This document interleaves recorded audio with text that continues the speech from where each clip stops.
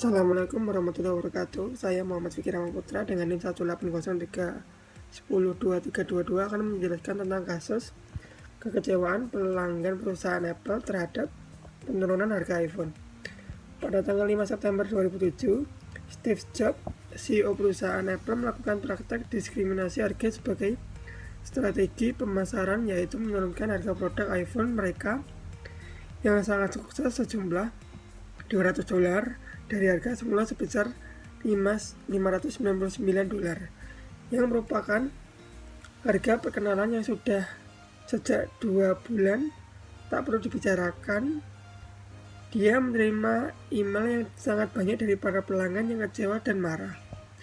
2 hari kemudian, Steve Jobs menawarkan $100 kredit yang dapat digunakan di toko Apple dan online store kepada para pelanggan yang sudah membayar harga penuh.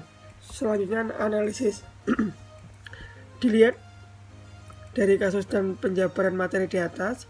Menurut pendapat saya, dalam kasus penurunan harga iPhone yang dilakukan oleh Steve Jobs selaku CEO termasuk ke dalam keputusan yang dilakukan secara strategis, karena keputusan ini dibuat oleh manajemen puncak, yaitu CEO dari suatu organisasi. Di sini Steve Jobs menggunakan proses pengambilan keputusan dengan cara keputusan desain atau intuiting, yaitu dengan pengembangan dan analisis terhadap berbagai kemungkinan tindakan. Dengan kata lain, Steve Jobs berpikir bahwa dengan menurunkan harga iPhone, maka kemungkinan akan menghasilkan keuntungan yang lebih dari sebelumnya. Dengan penjualan iPhone di pasaran yang terus melonjak dan makin banyak peminat iPhone, karena iPhone ini dijual dengan harga murah atau harga promosi, dengan maksud untuk mempromosikan lebih luas produk iPhone dan mengenalkan kepada masyarakat yang lebih luas.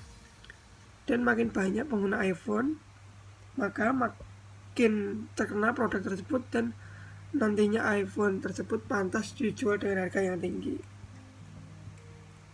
Tetapi yang dilakukan Steve Jobs termasuk dalam metode kewenangan tanpa diskusi, di mana pengambilan keputusan ini diputuskan oleh pemimpin otokratik atau dalam pemimpin militer, dan kelemahannya yaitu mudah muncul rasa ketidakpercayaan para anggota organisasi terhadap keputusan yang ditentukan pimpinannya. Dalam arti, sekalinya pemimpin tersebut mengecewakan anggotanya, maka anggota lain tidak akan percaya lagi terhadap pemimpin.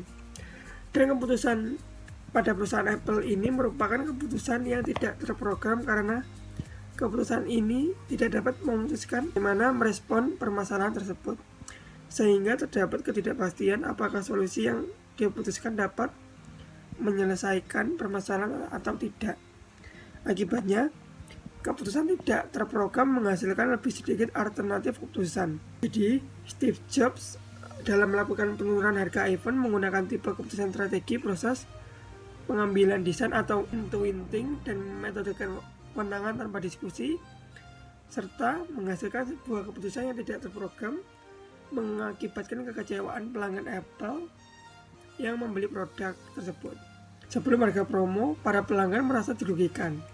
Seandainya pihak manajemen Apple melakukan sniff test sebelum mengambil keputusan yang tepat, mungkin mereka akan sadar bahwa pengurangan harga juga bertentangan dengan kode etik pelayanan dengan Apple. Sekian penjelasan dari saya, akan dilanjutkan oleh teman saya. Terima kasih. Assalamualaikum warahmatullahi wabarakatuh. Saya Aryan Dimas Pratama, NIM-nya 180 310 2120. Di sini saya akan menjelaskan, yaitu pada slide ini, dan seharusnya pihak perusahaan Apple menerapkan filosofi etika tradisional agar tidak bertentangan dengan kode etik, dan mereka dapat mengetahui hal-hal seperti: 1. Konsekuensialisme, yaitu dari sisi pandang keuntungan. Apple mengharapkan lebih dari sekedar pengimbangan dari $200 pengurangan harga per unit in margin dan mendapatkan jumlah penjualan yang besar. Jika hanya untuk iPhone saja, mungkin cara ini sudah tepat, tapi Apple juga memiliki banyak produk lain yang juga akan dibeli oleh pelanggan mereka, yang juga bisa terkendala dampak negatifnya. Dalam hal ini, manajemen Apple bersikap gouging yang nantinya akan merusak nilai posisi Apple secara keseluruhan, dan juga penjualan produk selain iPhone akan terpengaruh sebagai dampak dari keputusan tersebut. Yang kedua, tugas, hak, dan justice para eksekutif Apple. Para CEO seharusnya menerapkan prinsip dalam mencari keuntungan tetapi tidak melanggar hukum. Dalam kasus ini, para pembeli awal iPhone memiliki hak secara legal untuk menuntut perusahaan dengan alasan perlakuan yang tidak adil. Dampak dari ketidakadilan pengurangan harga dapat berupa tekanan buruh yang signifikan. Yang ketiga, kualitas bagus yang diharapkan dalam pikiran pelanggan dan pekerja pada perusahaan Apple. Jobs mempunyai image secara teknis sebagai jenius yang berpandangan jauh ke depan, yang terarah untuk menyediakan nilai yang hebat bagi stakeholder. Tetapi Jobs salah menggunakan strategi dalam pengambilan keputusan yang tepat, dan seharusnya Jobs menggunakan metode pemilihan keputusan di mana keputusan penurunan harga iPhone didiskusikan oleh seluruh bagian dari produk iPhone, dan juga membuat pertanyaan Tucker framework yang dikembangkan dari modifikasi untuk menguji penurunan harga $200. Selanjutnya, kesimpulannya, jadi dalam pengambilan keputusan dalam organisasi sangatlah penting supaya setiap masalah yang datang dapat segera diatasi dan tidak menghambat tujuan dari organisasi itu sendiri. Oleh karena itu, dalam pengambilan sebuah keputusan harus mempertimbangkan cara mencari informasi, memahaminya dengan baik, dan mendiskusikan keputusannya dengan orang-orang yang ikut dalam perusahaan itu. Jangan hanya keputusan sepihak saja, agar keputusan dapat diambil diterima dengan baik dan dapat memecahkan masalah yang ada. Selanjutnya akan dijelaskan oleh teman saya. Assalamualaikum warahmatullahi wabarakatuh. Di sini saya akan melanjutkan presentasi dari teman saya. Untuk kasus selanjutnya ada kasus 2. Contoh kasus yaitu PT Nike.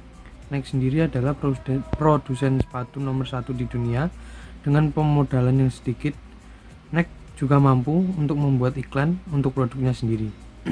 Nike kemudian hanya menggunakan image dari atlet terkenal untuk menarik minat konsumen. Selain itu, untuk menekan biaya yang besar, Nike membeli sepatu dari supplier Asia. Para pekerja Asia sendiri yang terkenal murah bisa menekan harga yang ditawarkan dari supplier tersebut, sehingga Nike bisa membeli dengan harga yang lebih murah lagi. Sebagai contoh adalah supplier Nike yang berasal dari Indonesia, yaitu PT Pratama Abadi Industri. PT Pratama Abadi Industri sendiri adalah perusahaan yang bergerak dalam bidang manufaktur sepatu lari atau running shoes. Perusahaan ini memproduksi berbagai tipe running shoes dalam berbagai jenis ukuran, untuk anak-anak maupun untuk dewasa. PT Pratama Abadi Industri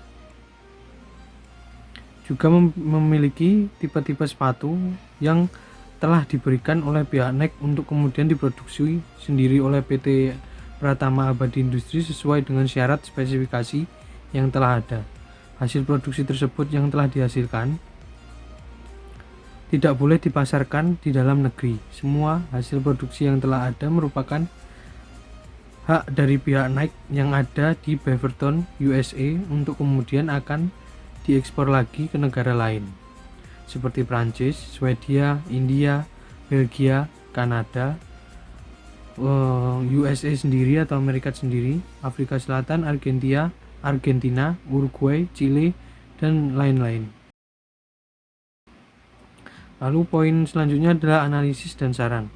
Analisis dari kami, dari contoh kasus tersebut, Phil selaku ketua dewan direksi mengambil keputusan dengan tipe keputusan tidak terprogram karena keputusan tersebut baru dan tidak tersusun.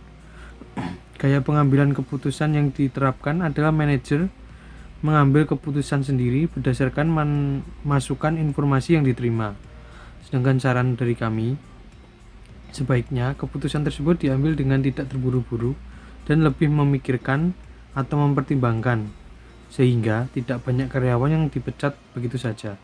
Bisa juga menggunakan cara metode TOPSIS, yaitu suatu metode yang memiliki konsep di mana alternatif yang terpilih merupakan alternatif yang terbaik, yang memiliki jarak terpendek dari solusi ideal, positif, dan jarak terjauh dari solusi negatif.